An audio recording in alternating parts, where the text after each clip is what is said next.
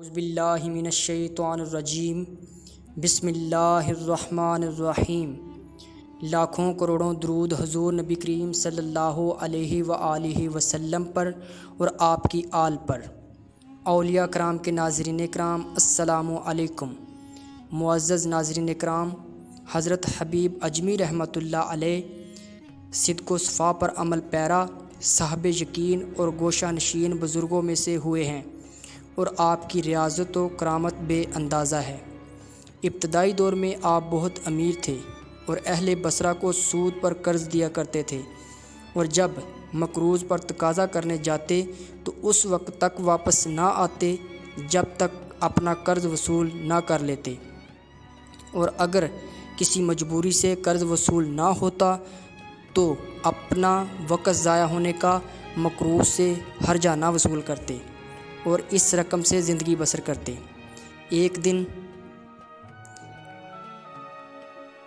آپ کسی کے یہاں وصولیابی کے لیے پہنچے تو وہ گھر پہ موجود نہ تھا۔ اس کی بیوی نے کہا، نہ تو میرا شوہر گھر پر موجود ہے اور نہ میرے پاس تمہارے دینے کے لیے کوئی چیز ہے، البتہ میں نے آج ایک بھیڑ ذبح کی تھی جس کا تمام گوشت تو ختم ہو چکا ہے، سر باقی رہ گیا ہے، اگر تم چاہو تو وہ میں تم کو دے سکتی ہوں۔ چنانچہ آپ اس سے سر لے کر گھر پہنچے اور بیوی سے کہا، یہ سر سود میں ملا ہے، اس کو پکا ڈالو۔ بیوی نے کہا کہ گھر میں نہ لکڑی ہے اور نہ آٹا، بھلا میں کھانا کس طرح تیار کروں؟ آپ نے کہا کہ میں ان دونوں چیزوں کا بھی انتظام مقروض لوگوں سے سود لے کر کرتا ہوں، اور سود ہی سے یہ دونوں چیزیں خرید کر لائے۔ لیکن جب کھانا تیار ہو چکا تو ایک سائل نے آ کر سوال کیا۔ آپ نے کہا کہ تیرے دینے کے لیے ہمارے پاس کچھ نہیں ہے، اور تجھ کو کچھ دے بھی دیں تو اس سے تو دولت مند نہ ہو جائے گا لیکن ہم مفلس ہو جائیں گے۔ سائل جب مایوس ہو کر واپس چلا گیا تو بیوی نے سالن نکالنا چاہا، لیکن وہ ہنڈیا سالن کی بجائے خون سے لبریز تھی۔ اس نے شوہر کو آواز دے کر کہا کہ دیکھو تمہاری کنجوسی اور بدبختی سے یہ کیا ہو گیا ہے۔ آپ کو یہ دیکھ کر عبرت حاصل ہوئی اور بیوی کو شاہد بنا کر کہا کہ آج میں ہر برے کام سے تائب ہوتا ہوں، اور یہ کہہ کر مقروض لوگوں سے اصل رقم لینے اور سود ختم کرنے کے لیے نکلے۔ راستے میں کچھ لڑکے کھیل رہے تھے، انہیں دیکھ کر بچوں نے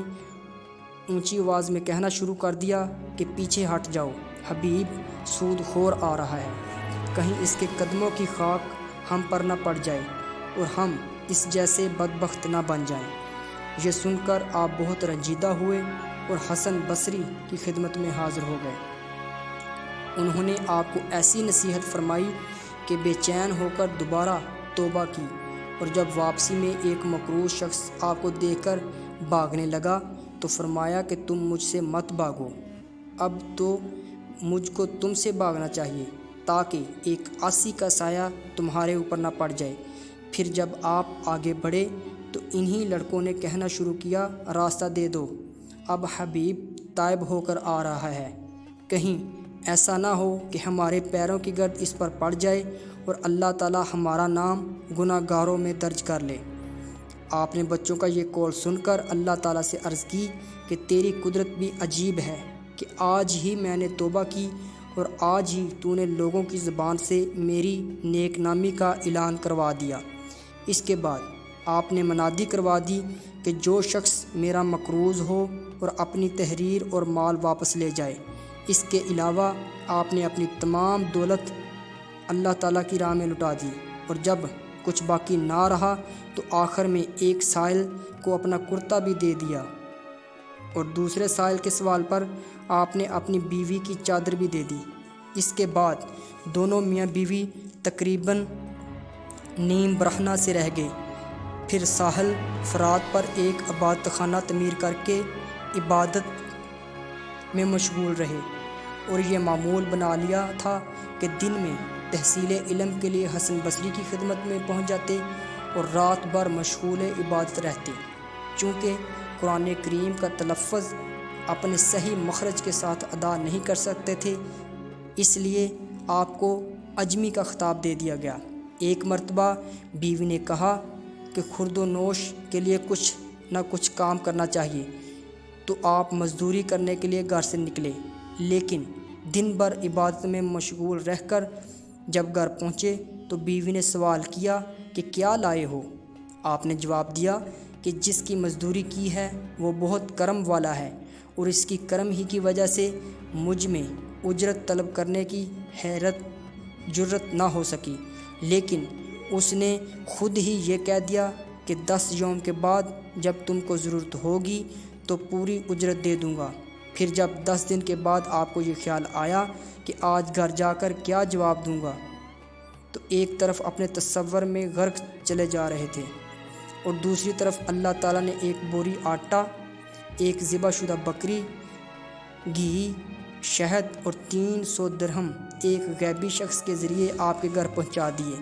اور ساتھ ہی یہ پیغام بھی دے دیا کہ حبیب سے کہہ دینا کہ اپنے کام کو ترقی دیں، جس کے صلہ میں ہم اس سے بھی زیادہ مزدوری دیں گے۔ چنانچہ جب آپ گھر کے دروازے پر پہنچے تو گھر میں سے کھانے کی خوشبو آ رہی تھی۔ اندر جا کر بیوی سے صورتحال دریافت کی تو اس نے پورا واقعہ اور پیغام آپ تک پہنچا دیا۔ یہ سن کر آپ کو خیال آیا کہ جب صرف 10 یوم کی بے توجہ کی ریاضت کا اللہ تعالیٰ نے نعم البدل عطا فرمایا ہے، تو اگر زیادہ دل جمی کے ساتھ عبادت کروں تو نہ جانے کیا انعامات حاصل ہوں گے۔ چنانچہ اسی دن سے دنیا کو چھوڑ کر اس درجہ عبادت میں غرق ہو گئے کہ مستجاب الدعوات کے درجہ تک پہنچے، اور ان کی دعاؤں سے مخلوق کو بہت فائدہ حاصل ہوا۔ معزز ناظرین اکرام، اگر آپ کو ہماری یہ ویڈیو پسند آئی ہے تو لائک کیجئے، سبسکرائب کیجئے ہمارے یوٹیوب چینل اولیاء کرام کو، تاکہ مزید اچھی ویڈیو لا سکیں۔ شکریہ، تھینکس فار واچنگ۔